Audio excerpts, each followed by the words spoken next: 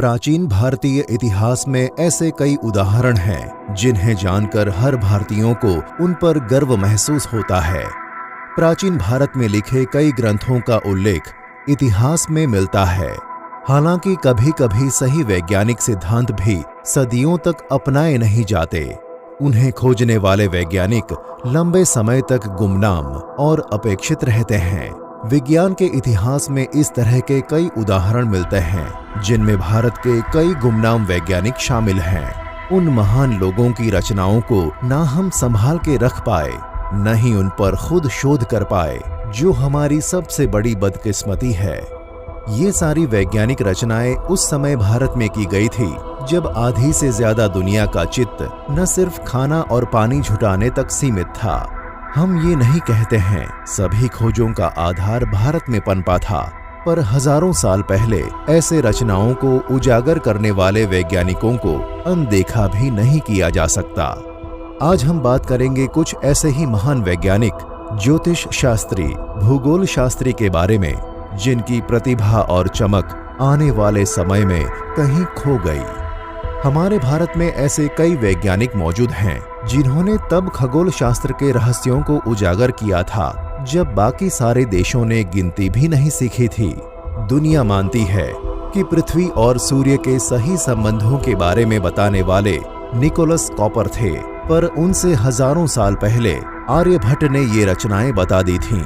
इसके अलावा नई सदी में पृथ्वी की गुरुत्वाकर्षण की खोज का श्रेय न्यूटन को दिया जाता है, पर बहुत कम लोग जानते हैं कि न्यूटन से भी कई सदियों पहले भास्कराचार्य ने ये रहस्य को उजागर कर दिया था। न्यूटन के जन्म के 800 साल पहले ही उन्होंने इस रहस्य को जान लिया था और अपने ग्रंथ सिद्धांत शिरोमणि में इसका उल्लेख भी किया था। महर्षि सुश्रुत शल्य चिकित्सा के महान वैज्ञानिक माने जाते हैं, जिन्होंने उस समय में पथरी सर्जरी जैसी खोज कर ली थी। हम आज 400 साल से सर्जरी कर रहे हैं, पर महर्षि सुश्रुत ने 2600 साल पहले इनकी खोज कर ली थी। इनके द्वारा लिखित ग्रंथों में सुर्खियां से सूक्ष्म उपकरणों के नाम मिलते हैं। इनके द्वारा लिखे गए ग्रंथ यूनानी अपने साथ ले गए और उन्हें अपनी भाषाओं में अनुवाद भी किए हैं, जिनसे इनको मिलने वाली प्रसिद्धि भी वो अपने नाम कर गए। ऐसे ही एक महान वैज्ञानिक, ज्योतिष शास्त्री और भूगोल शास्त्री के बारे में आज हम बात करेंगे, जिनके बारे में जानकर आपको भारतीय होने पर गर्व महसूस होगा। महर्षि वराहमिहिर को प्राचीन भारत का सबसे बड़ा ज्योतिषी, भूगोल शास्त्री और गणितीय शास्त्री माना जाता है। वराहमिहिर के पिता का नाम आदित्य दास और माता का नाम देवी सत्यवती था। उनके माता पिता सूर्य देव के सबसे बड़े उपासक थे। उनकी ही भक्ति करके उन्होंने अपने पुत्र का नाम मिहिर रखा, जो सूर्य के कई नामों में से एक है। वराहमिहिर बाल्यकाल से ही अत्यंत मेधावी और तेजस्वी थे, बिल्कुल अपने नाम सूर्य की तरह। उन्होंने अपने पिता आदित्य दास जी से ही ज्योतिष शास्त्र और परंपरागत गणित का ज्ञान हासिल किया था और इसी से प्रेरणा लेकर उन्होंने इस पे व्यापक शोध का कार्य शुरू किया। तब उन्होंने अपने जन्मस्थल उज्जैन को छोड़कर अपने गुरु आर्यभट्ट के साथ अध्ययन कार्य शुरू किया। उन्होंने ही उनकी तरह ये निश्चित किया कि पृथ्वी गोल है। वे इतिहास के पहले व्यक्ति थे जिन्होंने कहा कि कोई शक्ति ऐसी है जो चीजों को जमीन के साथ चिपकाए रखती है, और आज इसी शक्तियों को गुरुत्वाकर्षण कहते हैं। वराहमिहिर वेदों के ज्ञाता थे, पर उन पर आंखें बंद करके विश्वास नहीं रखते थे। उनकी मनोवृत्ति और भावना एक वैज्ञानिक की थी, इसलिए उन्होंने कहा कि पृथ्वी गतिमान नहीं है, जो शायद उनकी गलती थी।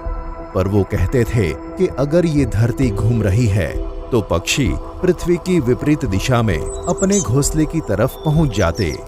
ऐसे कई तथ्य थे जिनके ऊपर उन्होंने बहुत अध्ययन किया और सत्य को उजागर कर लोगों के सामने लाए।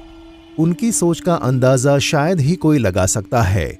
उनकी रचनाओं में पर्यावरण विज्ञान, जल विज्ञान, भूमि विज्ञान के संबंध में उन्होंने बहुत सारी महत्वपूर्ण टिप्पणियां की।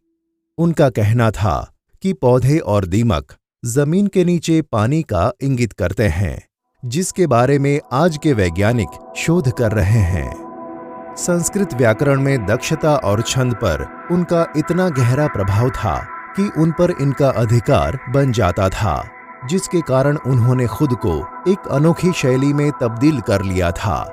अपने विशेष ज्ञान और सरल पद्धतियों के कारण उन्होंने खगोल जैसे शुष्क विषयों को भी रोचक बना दिया था, जिससे उन्हें बहुत ख्याति प्राप्त हुई। उनकी पुस्तक पंच सिद्धांतिका, बृहत संहिता, बृहत जातक ने उन्हें फलित ज्योतिषी में वही स्थान दिलाया जो राजनीति दर्शन में कौटिल्य का था, व्याकरण में पाणिनि का है।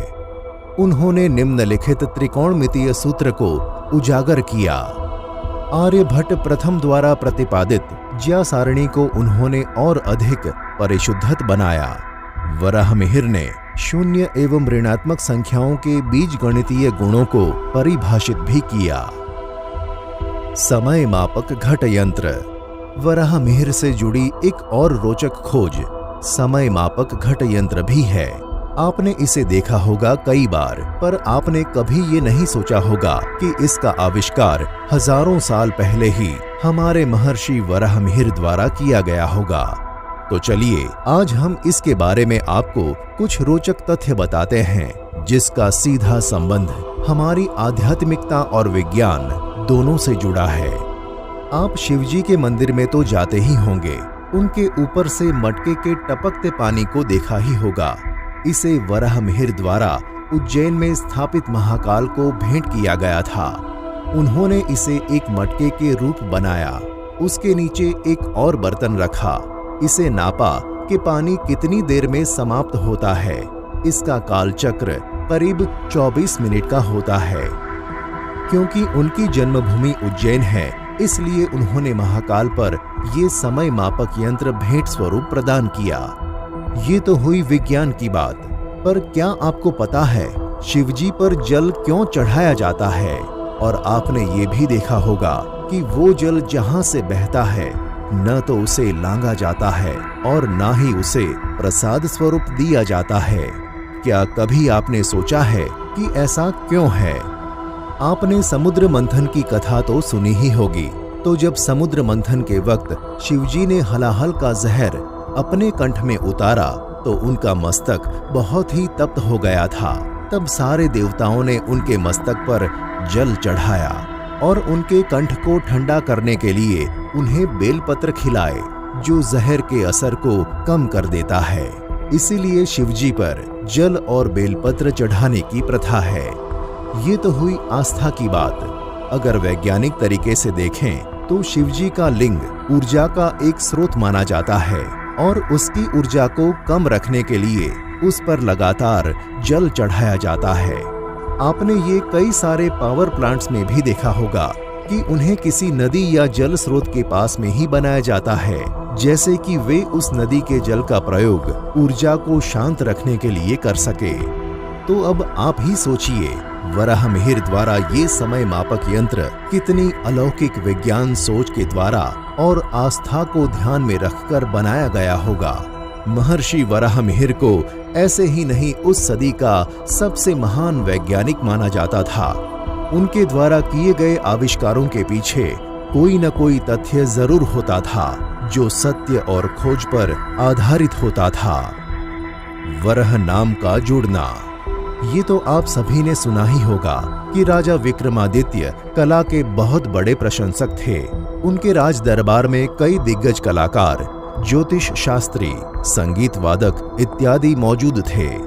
विक्रमादित्य के नवरत्न पूरे भारतवर्ष में प्रसिद्ध हैं। उनके नवरत्न में कालिदास, वेताल भट्ट, धन्वंतरी, शपणक, अमर सिंह, खटकर पारा, वररुचि, वराहमिहिर, शंकु शामिल थे। पर क्या आप जानते हैं, वराहमिहिर के नवरत्नों में शामिल होने के पीछे एक रोचक कथा है। तो चलिए इसे जानते हैं। वराहमिहिर के ज्योतिष शास्त्र के चर्चे तो हर नगर में मशहूर थे। उनका नाम इतना प्रसिद्ध हुआ कि उन्हें राजा विक्रमादित्य ने अपने राज दरबार में बुलाया और उन्हें अपने ज्योतिष शास्त्र की मदद से उनका भविष्य बताने को कहा। वराहमिहिर ने जैसे ही उनकी कुंडली देखी वे शांत हो गए और हिचकिचाने लगे। तब विक्रमादित्य ने उन्हें निसंकोच सब कुछ स्पष्ट बताने का निवेदन किया। महर्षि ने कहा, आपके भाग्य में एक पुत्र तो है, पर 18 वर्ष होते ही उनकी मृत्यु हो जाएगी, जिसका कारण वरह होगा, यानी जंगली सूअर होगा। महर्षि की भविष्यवाणी सत्य साबित हुई। राजा के पुत्र की मृत्यु वराह के आक्रमण से हुई जब वो शिकार पर गए थे। विक्रमादित्य ने उनके ज्योतिष शास्त्र को सम्मान देने के लिए उन्हें नवरत्नों में शामिल किया और उनके नाम मिहिर के साथ वराह जुड़ गया, क्योंकि उन्होंने वराह से मृत्यु की सटीक भविष्यवाणी की थी। तब से उनका नाम ऋषि मिहिर से महर्षि मिहिर संबोधित होने लगा। महर्षि के लिखे हुए ग्रंथ उनकी वैज्ञानिक दृष्टि को जाहिर करते हैं। वे हमारे प्राचीन भारत के एक महान वैज्ञानिक, ज्योतिष शास्त्री और खगोल शास्त्री के रूप में हमेशा हमें प्रेरणा देते रहेंगे। मुझे उम्मीद है कि आप सभी उनके बारे में इतने सारे तथ्य जानकर अपने भारतीय होने पर गर्व महसूस कर रहे होंगे और भी ऐसे तथ्यों को उजागर करने के लिए जुड़े रहिए हमारे साथ। नमस्कार।